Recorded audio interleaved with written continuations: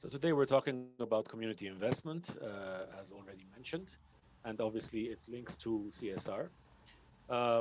Basically, I'll give you some background, and then we'll talk about some principles for community investment.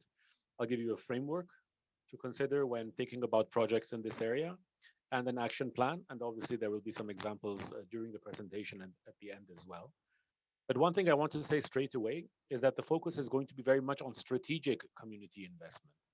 Because theoretically, I mean, if we look at a definition of community investment, it basically means anything that is, a company is putting resources into outside of the company itself, let's say, yeah, into the community. But when we talk about strategic community investment, it is basically there is this definition that I really encourage you to consider: voluntary contributions or actions by companies to help communities in their areas of operation address their development priorities and take advantage of opportunities created by private investment in ways that are sustainable and support business objectives. So obviously there are a few things here to consider. First of all, naturally, these are voluntary contributions by the businesses, and they are in the communities where the businesses operate. These two are more or less, they go without saying.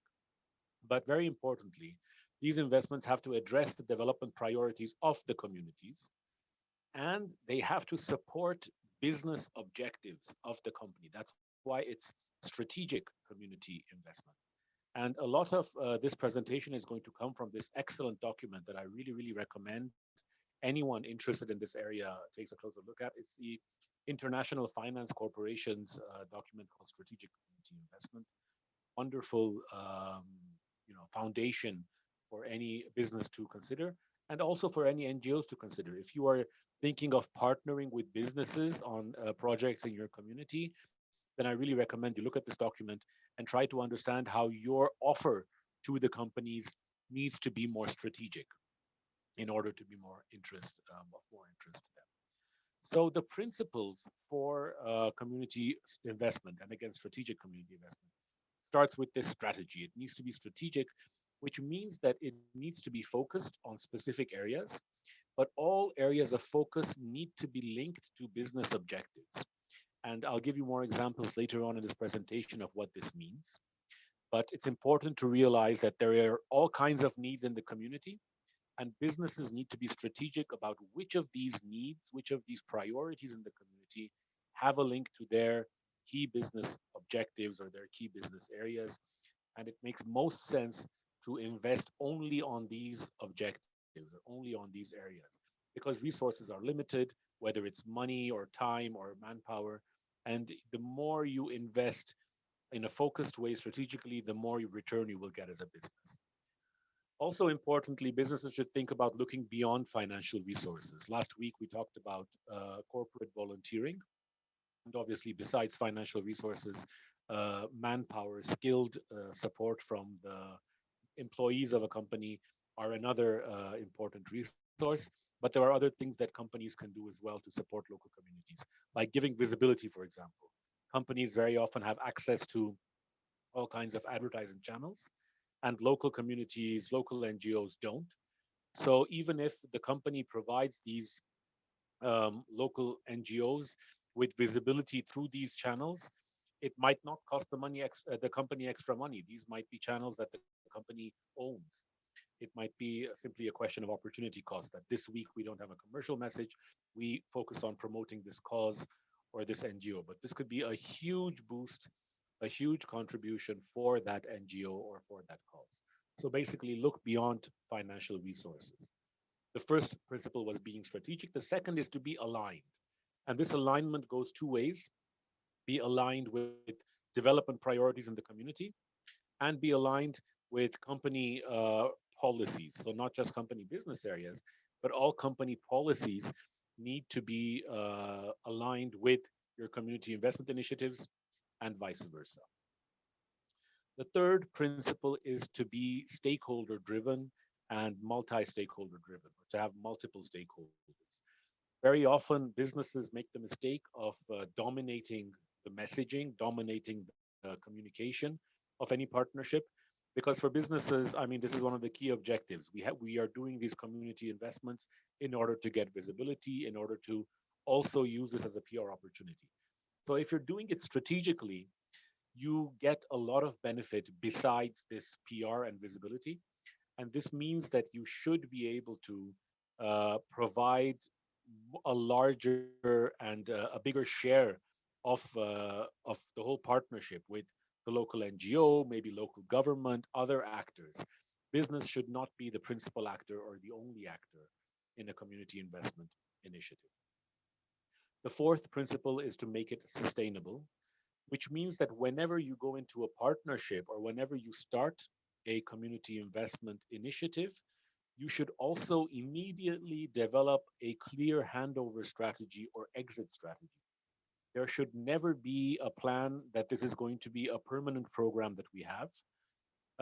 There should always be a plan to make it, a short term to midterm, potentially long term, but always with the idea that if somehow the business vanishes off the face of the earth at some point, that community investment initiative can continue.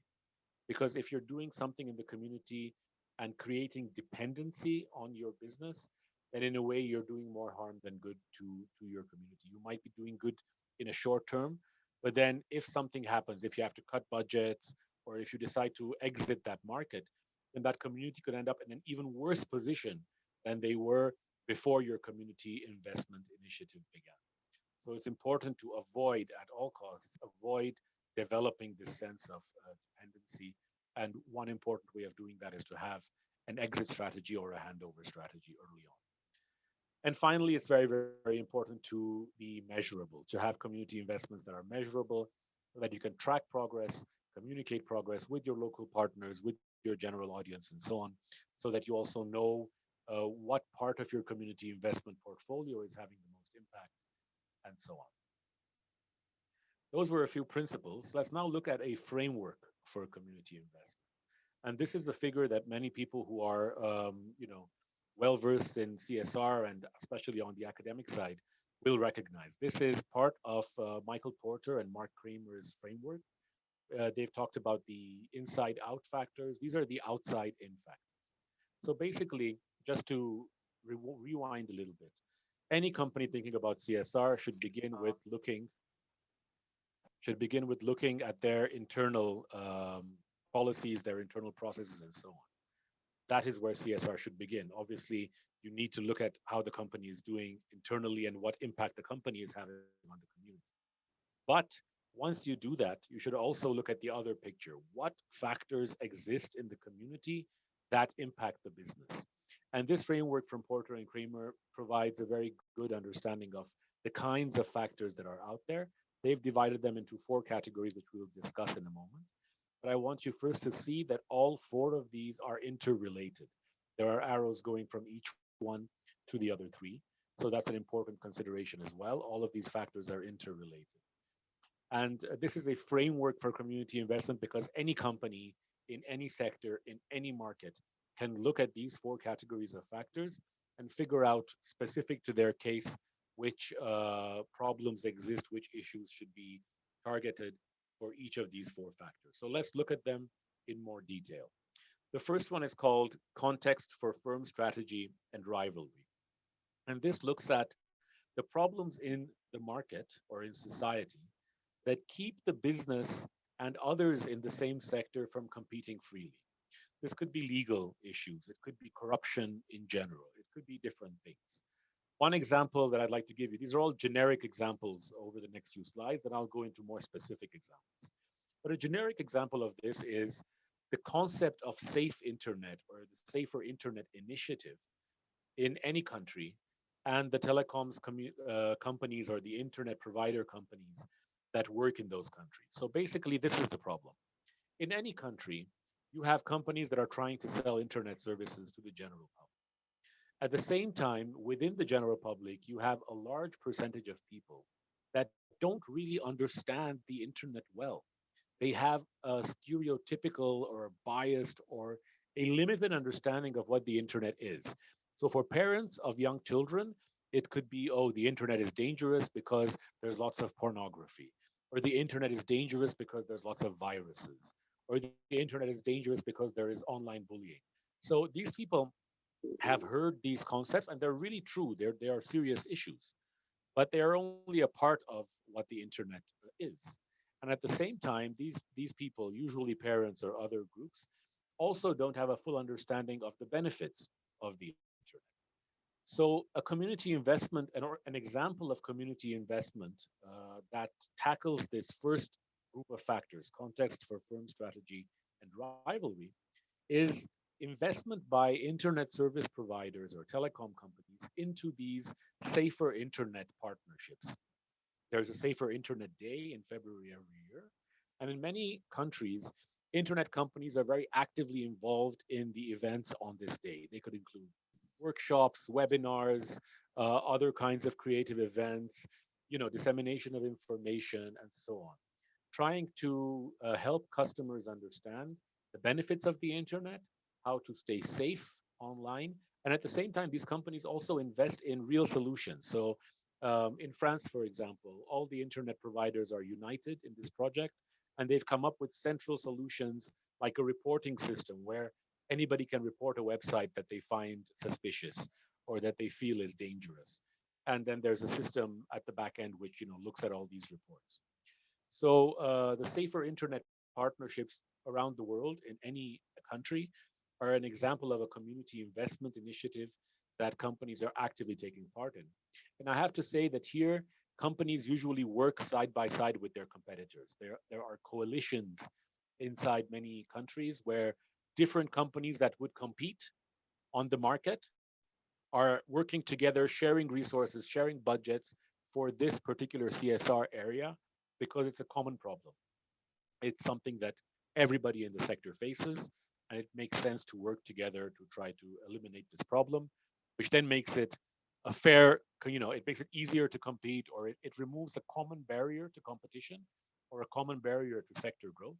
And then the companies can compete with each other on price, on customer service, quality, and so on.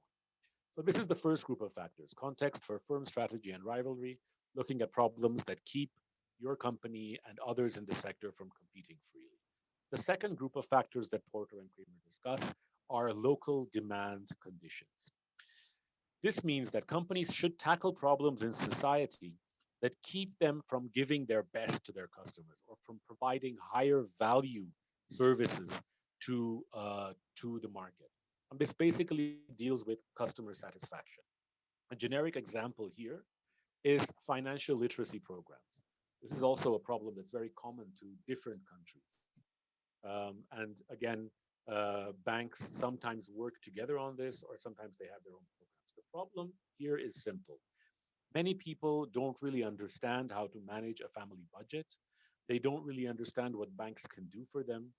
They have limited resources naturally, and they don't use these resources, this money, optimally, and so on and so forth. So, for example, if in a country customers start taking bank loans and using them for, let's say, family events like a big wedding, without a plan for how they're going to pay back this bank loan, then that's a problem for the customer, sure, but it's also a problem for the bank. And financial literacy programs are naturally a win-win, as all CSR programs should be. But they're a good example of community investment of this particular kind of factor, local demand conditions, because you have to educate your customers on how to properly use your services. And you have to educate your customers on something that's really important to them, which is the family budget, which is financial management, financial literacy. So when a bank thinks about community investment programs in any market, one thing they should definitely look at is the level of financial literacy in their market. And if there is work to be done there, then this should be a priority area for community investment by that bank in that particular community, because it will help over time, over the long term, it will help the bank provide higher value services to customers, which means more profit for the bank, more revenue and more profit for the bank, while at the same time being useful to the customers as well. So you can see already that strategic community investment brings back financial returns to the company, not just returns as far as reputation is concerned, or not just returns as far as PR is concerned. If a bank does a good financial literacy program in the community, then even if nobody associates that particular bank with that particular financial literacy program, the impact of that financial literacy program means that there are more sophisticated customers in the community, which means that the bank has access to a larger market, a more sophisticated market, a market that they can potentially get more profit from while also benefiting that market directly. So even if there is zero PR return from this particular initiative, which naturally you would also want to avoid, you'd want some PR return. But even if we put that aside for a minute, there will be a real business return to the company if the program is done well. And again, this is the second group of factors, local demand conditions in the framework we are discussing. The third one is called input conditions or factor conditions. And this is where companies tackle problems that keep them from getting the best raw material that is available in the market. So you might think about strengthening your supply chain, your value chain, or very often it's about human capital.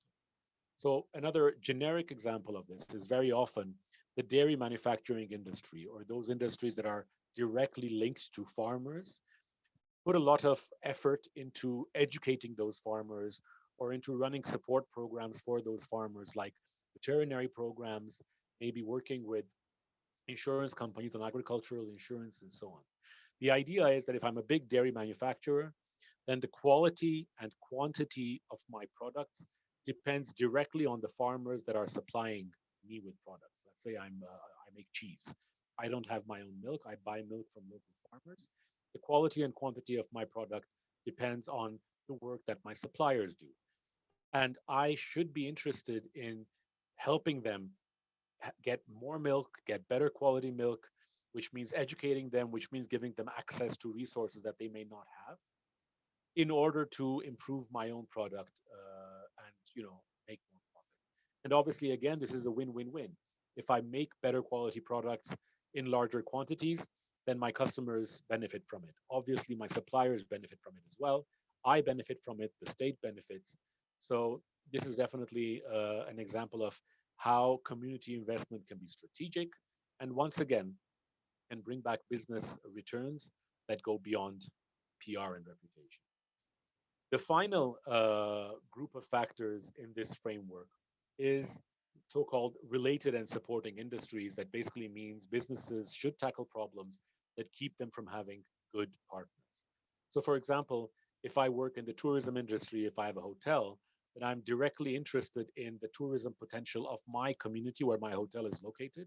And that means I should invest in environmental conservation initiatives to make sure that my part of the country is environmentally appealing to tourists that want to come. I should invest in small business growth. The more small businesses in my community, the more interesting things they can offer to my guests, right? I mean, as a hotel, I give my guests accommodation, maybe a little bit of entertainment. But if there are more things to do in my community, then my guests will stay longer, which again directly means profits for me, but also for the local community, and so on and so forth. So in this case, you have the hotel industry, and then you have the related and supporting industries around it. And this group of factors suggests that any business should look at the supporting industries directly affiliated with it and should invest in the development and well-being of those industries because we're all interconnected. So this is the framework that Michael Porter and Mark Kramer suggest. There are 4 areas that any business in any sector, in any market should look at and figure out what the problems are in the market in each of these areas, and then to develop community investment programs that tackle these problems. Once again, because tackling these problems will result in clear benefits to the business, to the community, and to everyone concerned, which is sort of the win-win of CSR that we always try to achieve.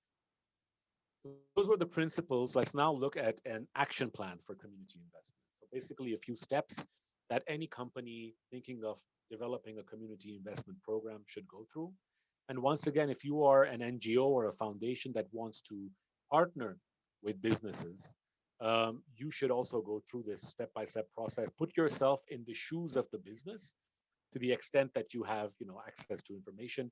Go through the business's reports and so on to try to understand the context. and then go through these steps to develop that package, that offer to the business of partnership that can be strategic for them.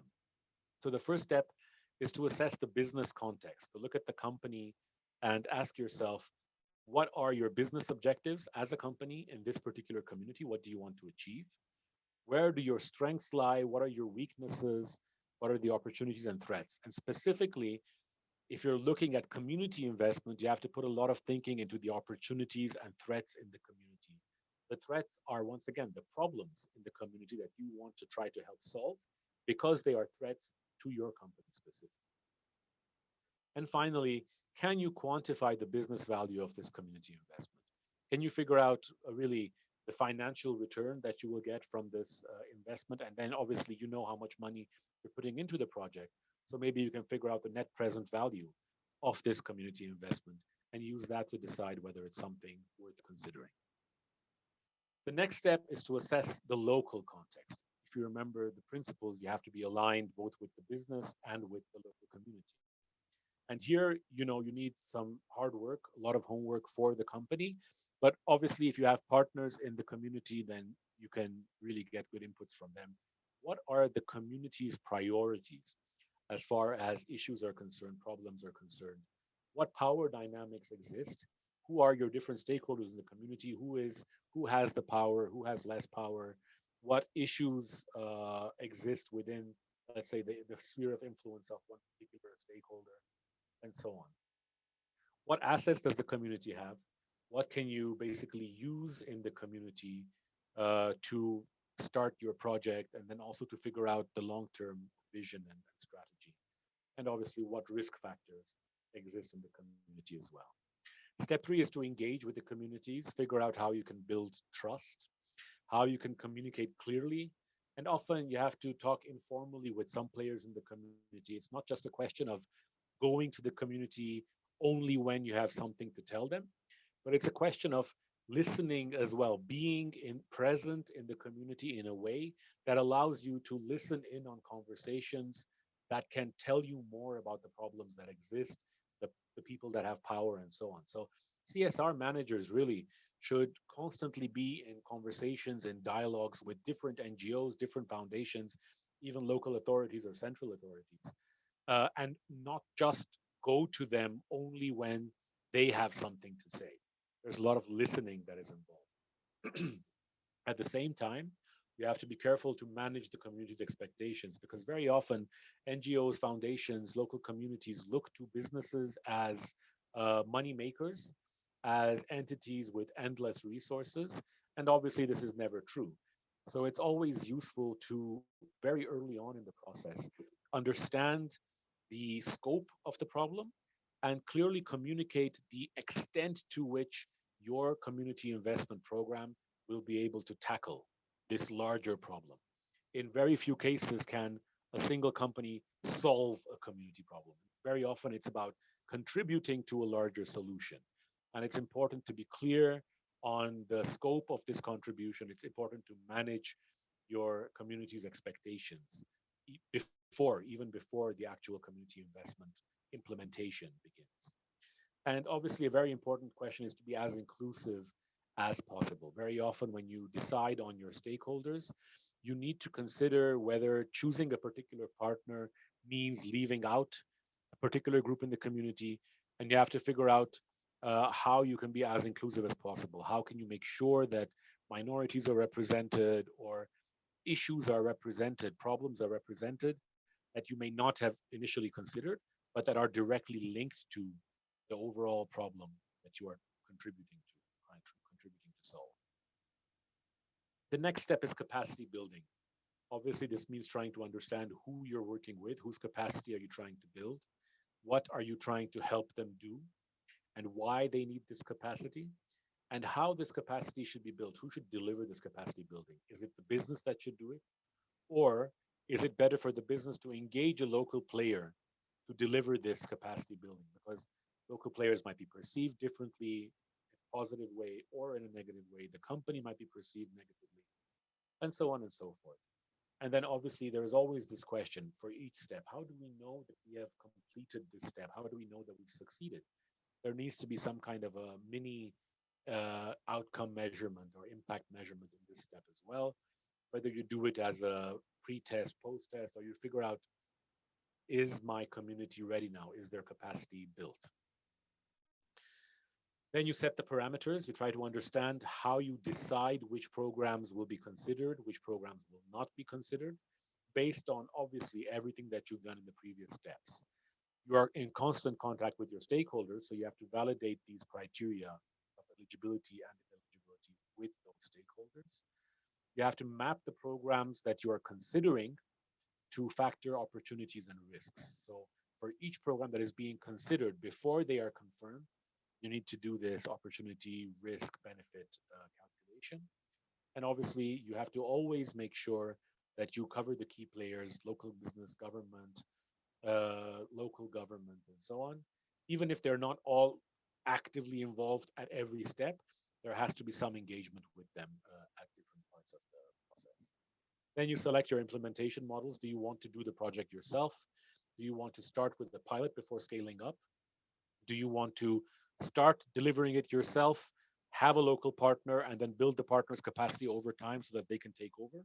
Remember, you have to have a handover strategy or an exit strategy early on. And all these things have to be considered. Obviously, depending on who's delivering it, how do you maintain ownership, visibility, supervision, oversight, and so on? These are all questions that you need to consider. And as I said already, this is presented in a lot of excellent detail in the IFC document that is mentioned at the bottom of this slide, which I really, really recommend that you go through. And then obviously you have this question of measuring results, communicating results, having smart objectives, having a baseline ideally before you begin implementation, and always keeping in mind that it's not only about numbers, but also about qualitative data, about stories from beneficiaries, about testimonials from different people involved, and so on.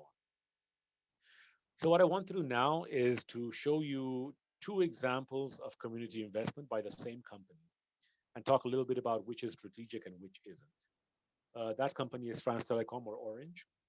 The first one is done by the Orange Corporate Foundation, and it's for individuals with autism. They work with an organization called Seferian, which has set up a residence for individuals with autism, where the people with autism live together in a comfortable setting with all the facilities they need to be semi-independent or independent. At the same time, there is someone from the organization, from Centre Blue, at all times to make sure that the space is safe and to help with anything needed. But their residents with autism are, as independent as possible, and they learn more independence while staying at this residence with the support that they get from trained professionals. So this is a community investment project done by Orange Foundation. And for Orange Foundation, autism, supporting people with autism is a priority area. Another community investment project, this is from Orange Belgium, is a buyback and recycling program. So Orange Belgium, it's a telecom company naturally. So they offer customers, when customers bring back their old phones, Orange Belgium offers them a voucher for the residual value of that old phone. Then they donate that phone to a recycling company, or Archipel, which recovers 90% of the metals and material from that phone. At the same time, they make a donation to a conservation society. And this is a program that is much more closely integrated with their key business area. And one of the problems that any company associated with cell phones has, even if they're not cell phone manufacturers, is this limited availability of raw material. The metals that go into the phones are becoming more and more scarce. They're in scarce supply. So any attempts to um, recover this material has a long-term benefit for all these companies. So as you can see, this is a very strategic initiative, while the previous one on autism is not. Autism at the Orange Foundation has a philosophical link to the company because it's a communication, it's a condition that impacts people's communication, and Orange is a communication company. But the link is a philosophical one. So obviously, you can already see that the non-strategic project, let's say the philanthropic project, is being done by the corporate foundation, by Orange Foundation. while this is a strategic business project that is done by the company. Let me give you an example from Armenia. There is an association here called the Union of Advanced Technology Enterprises, which unites more than 100 organizations, companies that come from the ICT sector, information and communication technology. They have set up engineering laboratories for school children. And they started this project 10 years ago. It's an ongoing program, more than 500 labs to this day. And there are classes in these labs that teach children engineering, robotics, and things like that. Really, really encourages them to think about this as a career area. And it's a strategic program because it helps solve the labor pool issue. In Armenia, there is a shortage of people who are good engineers, who are good programmers, while there are lots of high paying jobs in this area. And many children outside of the capital don't have access to good facilities where they can learn these things. So all these laboratories are outside the capital. They're, in villages and small towns, and they really, really give a quality education, the opportunity to young people to get a quality education on these topics, and then to become engineers in the future or to found new startups. This is, as I said, a strategic problem being solved for these companies, while at the same time, it addresses an important issue for the country and the communities. Another strategic program here in Armenia is done by the ACPA Federation, which is a private company that is a partner in an agriculture bank, a bank that prioritizes agriculture projects. And they work with Impact Hub Yerevan to have a fellowship or a program that encourages the development of innovative agricultural solutions. So there's basically a phase where people apply with ideas, and then they're included in this fellowship program where they get mentorship, support, networking, and so on. And some of the good ideas are also then provided initial funding by the ACPA Federation. And these have included ideas like the development of LED lamps for lighting on plants. So this basically helps plants grow and provides a bigger harvest to farmers. Then there is a logistical problem solved. UCAR is a small startup that is delivering fresh agricultural products from small farmers to larger markets. This was a problem with small farmers were basically left out of the loop, and now there is a solution for them. Then there is an app that provides a farm to table solution. So on that app, people can directly order specific products from small farmers instead of having to go through different intermediaries, and so on and so forth. So this is a fellowship program that works as a community investment initiative by ACPA Federation. They have a local partner, Impact of Yerevan, and through this, they manage to provide all kinds of useful solutions that then help the whole sector and themselves as a bank. Those were the examples that I wanted to share with you. Let me stop my slides here and give the floor back to you, Hussein, if you have anything you want to add. Yeah. Thank you, Mr. Seferian. This is a really good opportunity to understand very well what is the community investment and its relation with the CSR. Because when we talk about CSR, people directly understand it. It's philanthropy or donation. I think it's more than that.